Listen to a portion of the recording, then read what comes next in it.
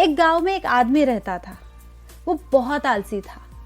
वह ऐसी जिंदगी चाहता था जिसमें उसे कुछ काम ना करना पड़े, सब बेड पर सोए सोए मिल जाए।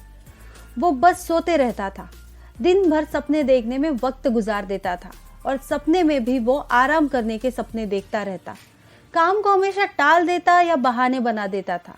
वो सारे अपने काम अपने घर वालों से करवाता था। घर वालों ने उसकी इस आदत को सुधारने की बहुत कोशिश की, पर वह नहीं बदला। अपने आलस्य की उसको आदत हो गई थी और उसने सारी जिंदगी काम टालने में और सोने में निकाल दी। उसकी इस आदत से घर वाले बहुत परेशान थे। घर वालों ने उसकी इस आदत को सुधारने के लिए इसकी इच्छाओं का पूरी करना बंद कर दिया। अचानक एक दिन उसकी मृत्यु हो गई। मृत्यु के बाद जब वह स्वर्गलोक पहुंचा तो स्वर्गलोक बहुत सुंदर था। तरह तरह के फूल, तरह तरह के महल, अप्सराएं, फल, झरने, सारे मोहक दृश्य थे। वो यह सब देखकर मंत्रमुग्ध हो गया और बहुत खुश हुआ। वहां उसे दूत मिले। उन्होंने उस आलसी आदमी का स्वागत किया और दूत उसे एक खूबसूरत कमरे में ले गए और बोले, आपके आसपास ये जो दासियां है वह आपके सारे कामों को करेंगी। आपको सोए सोए ही सब कुछ दिया जाएगा, आपको बस आराम करना है। यह सब देखकर वह आलसी आदमी बहुत खुश हुआ। वह सोचने लगा कि काश मैं पहले ही मर जाता और स्वर्ग में आ जाता तो मुझे इतना कष्ट झेलना नहीं पड़ता। अब वह इंसान दिन भर सोते रहता। उसको जो भी चाहिए था वह वहीं पर आ जाता। अब उसे ऐसे लगने लगा मानो वो अपनी सपनों की जिंदगी जी रहा है। दिन भर वो आराम करता, दासियों से काम करवाता और मजे में आराम से रहता था, फरमाइशें करता था। वह बहुत खुश था। ऐसे ही कई दिन बीत गए, कई महीने और कई हफ्ते देखते देखते बीत गए।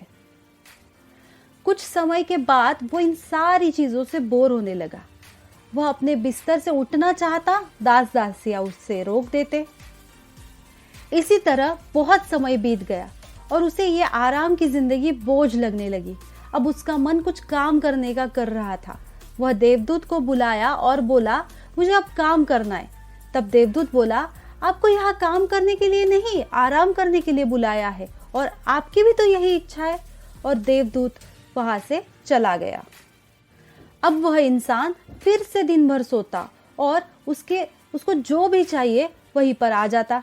अब उसको वह आराम भी काम जैसे लगने लगा था। वो खुद को बहुत मजबूर, बेबस और आलसी महसूस कर पा रहा था। अब वह इस आराम की जिंदगी को सह नहीं पा रहा था।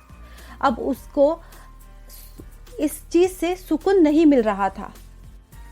अब वो आराम कर करके परेशान हो गया था। वह खुश नहीं था। उसके पास कोई काम नहीं था और आराम ही आराम था, पर उसमें उसको सुख नहीं था।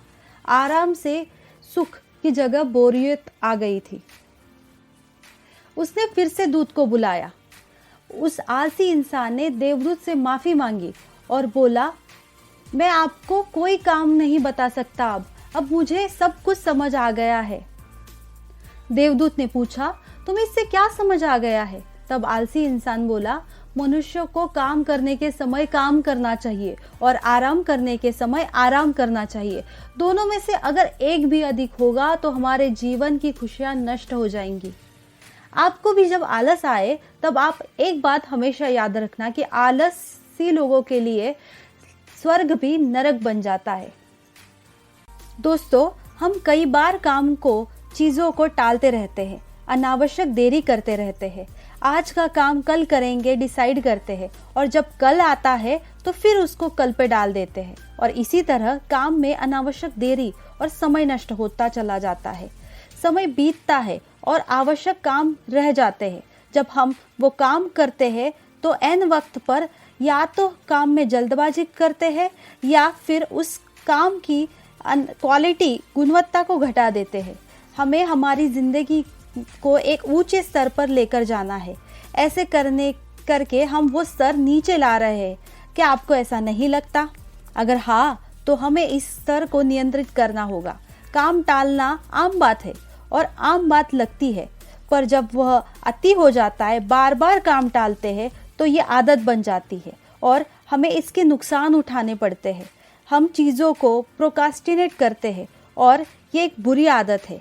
इस आदत को छुड़ाने के कई तरीके हैं।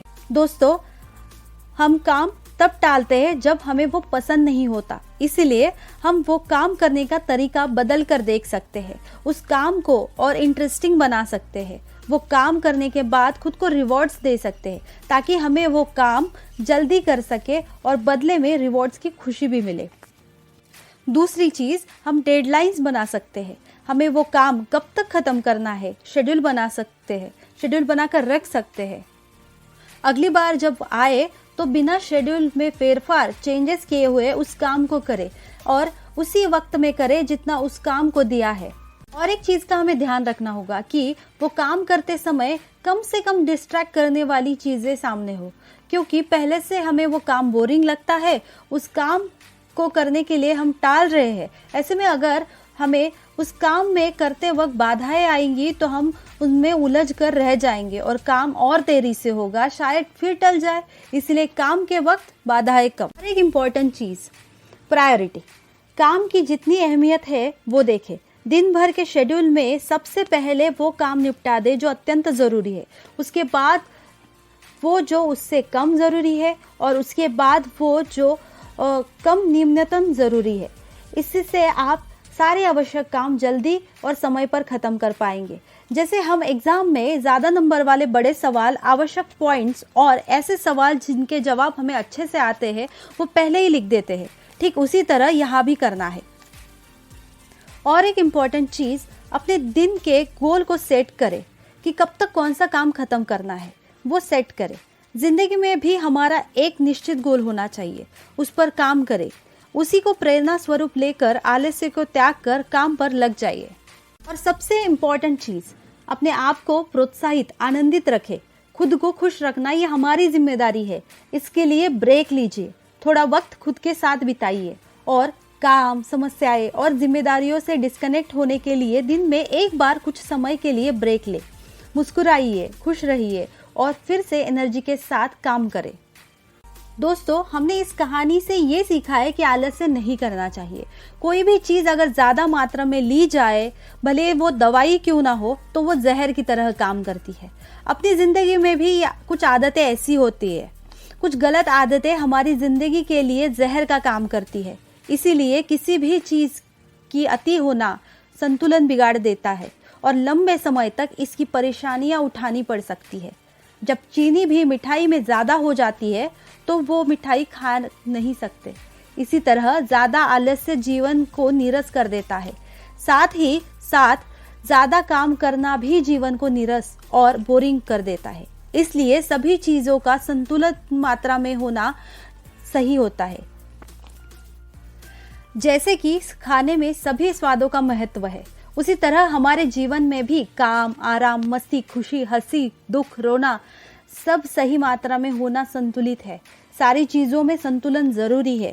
जैसे ये प्रकृति एक संतुलित प्रक्रिया से चलती है, कार्यरत है।